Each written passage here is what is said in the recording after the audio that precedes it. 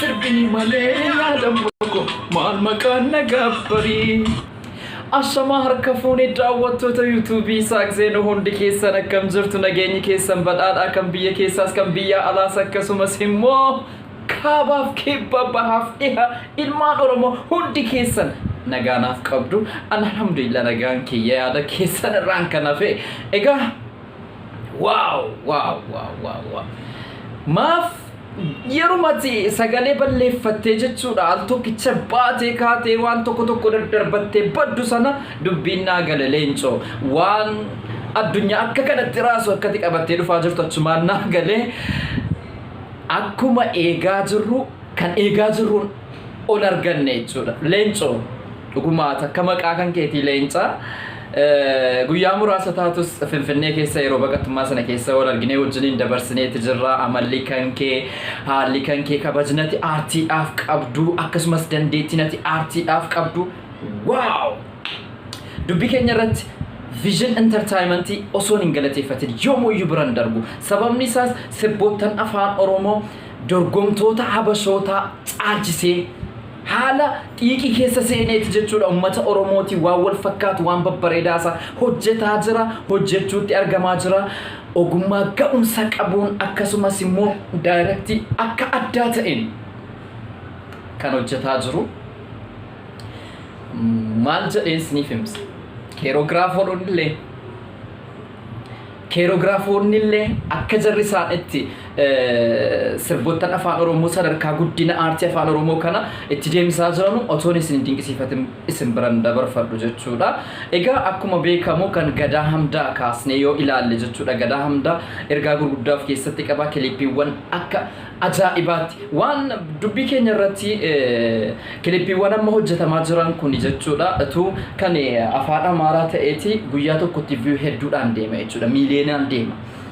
Akka baay'ina keenyaatiin akka hojjetamaa jiran akka standardiin isaa eegamee hojjetamaa jiruun ammas viewun daawwattu YouTube irratti daawwachuun kan keenya baay'ee duubatti hafaadha waan ta'eef kun sirrachuu qaba dammaquu qaba namnis dammaqaa jira aartiin Oromoo dhuka qabsoo Oromoo keessaa isa tokko meeshaa qabsoo Oromooti jechuudha.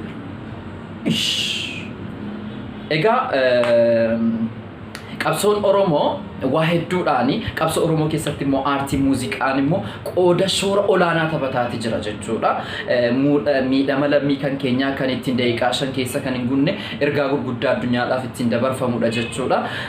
Sirboottan babba'aa jiran wow waan jechaan ibsamuu miti jechuudha. Mee sirba leencoo kana hamma humna kiyyaa amma nama aartii keessa jirutti qoosee hamma nama aartii barateetti fixuu baanus jechuudha. Waan tokko waliin ilaalla. Amma dhuma sagantaa keenyaatti akkan waliin turtan kabajaan isin affeerra. Warri maatii kiyyan taane subscribe si jettu sana tuquudhaan akkasumas immoo viidiyoon kan koo yeroo garagaraa yeroodhaan akka isin bira dhaqqabuuf mallattoo bilbilaa sana tuquun hin dagatinaa like share isin dagatinaa jechuudha. Wal haa jabeessinu wal bira haa dhaabbannu nafaana tura. Egaa daawwattoota kan keenyaa sirba kana waliin react goona jechuudha. Kilipiin isaa akkamitti akka hojjetamee fi maadhaan akka fakkaatu waliin ilaalla jechuudha. Nufaana tura. Vision Entertainment.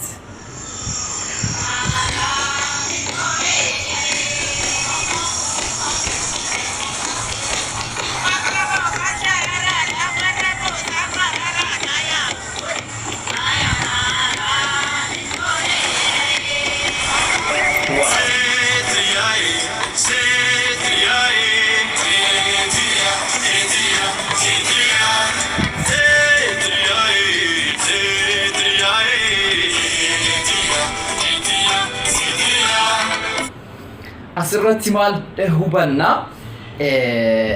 jalqaba isaa yoo laaltaniittu ta'ee jedhe jechuudha. Malkaa guddaa akkasumas bosona Oromiyaa yeroo ammaa Oromiyaa maal akka fakkaatu akkamitti jalqabee addaa waan jedhe ibsuu danda'u hin qabu. Shubbistoonni shimee hiriyaa kiyya baay'een si jaalladha waa hedduu wajjin dabarsineeti jirra. Sirba kiyya irrattis ga'ee natti naaf taphatte hedduu kan namatti toluudha. Utuun sin galateeffatin hin jiru keerograafarri shimee jedhama. weellisaadhasi shubbisaadhasi hadaawwannume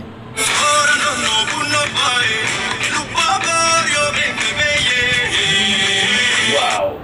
Asirratti amma shubbistoonni warri dubartootaa akkaataa jarri kiroogiraafitti godhaman akkaataa leencoon fa'i keessatti adda uffannaan isaa istaayiliin isaa sirba ammaa jiran keessaa baay'ee ba'aadha jechuudha. Shuutiin kun fa'i shuutii addaati. Shuutii addaa. Egaa warri ogummaa kaameeraa qabdan ni beektu adda bakka akka inni itti fudhatame jechuudha. Baay'ee kan namatti tolu. Jaarsoliin akka odaa jalatti ta'aati jiru baay'ee waan namatti toludha dhugaa dubbachuuf taana.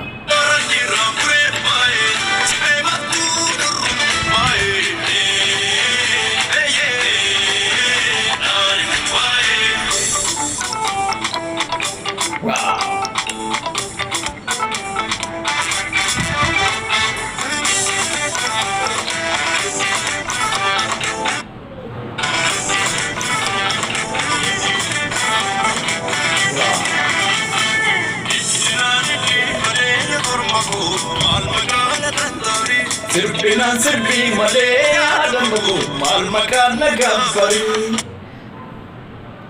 Hiddinaan hiddi malee yaadamaku maal maqaan tantari.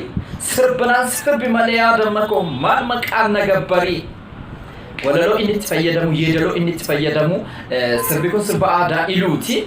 Garuu yeedaloonni itti ammayyeessee haala gaariidhaan hojjete waan namatti toludha. Asirratti shuutii kana yeroo ilaallu uffannaan aadaa iluu kuula lama qaba akka uffannaa aadaa Jimmaa jechuudha. Kuula diimaadhaa fi kuula magariisa jechuudha. Akkas qaba.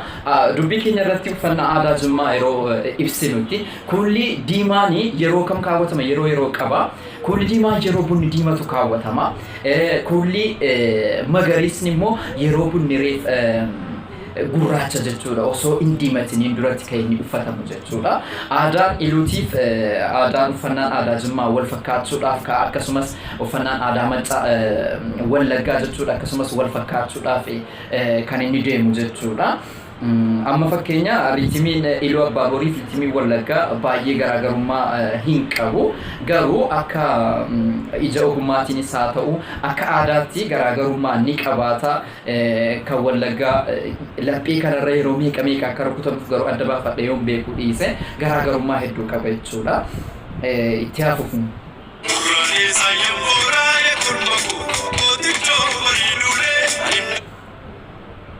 Keessatti waraanni jarriitti fayyadaman kuni waraanichi qara meeqa qaba?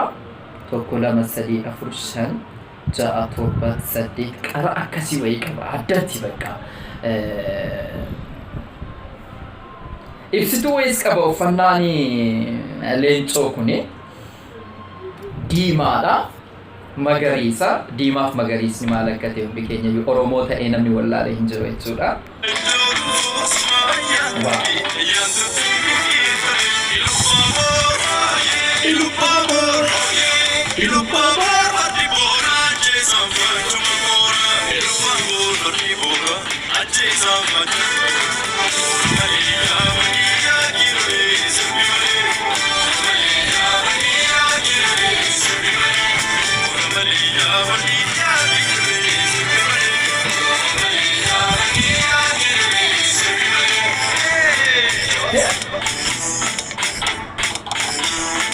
Wow.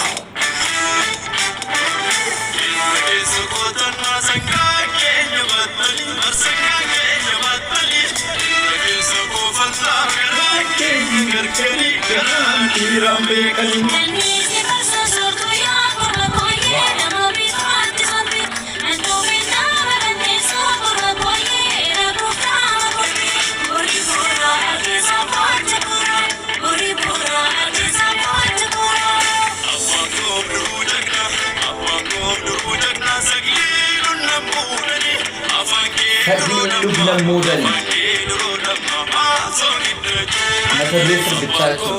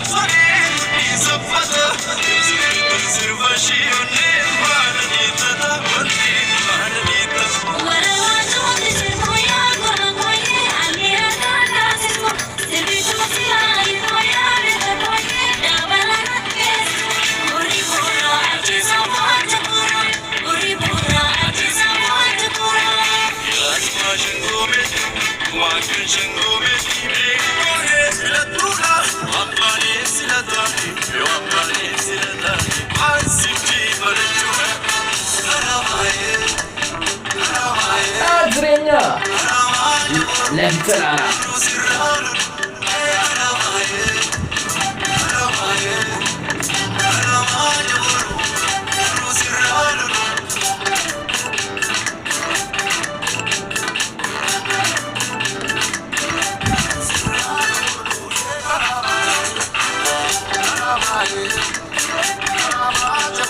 ada amma geessochuun akka kana Mabisa kejala hora sabufatu dargaggeessa kejala hirila mandubatu dargaggeessa kaatanii maqaa bureengeramu gammadamuun sarii jaalatangaraani abidee kormoole garuu hidhiibatu argitatu malee kumalugaa boratu abidee kormoole garuu hidhiibatu argitatu malee kumalugaa boratu ijaayin kabaa kabaa dhugiin gaadhi saamnu andeemee dhagaa dhagaa shakee goorraa tolu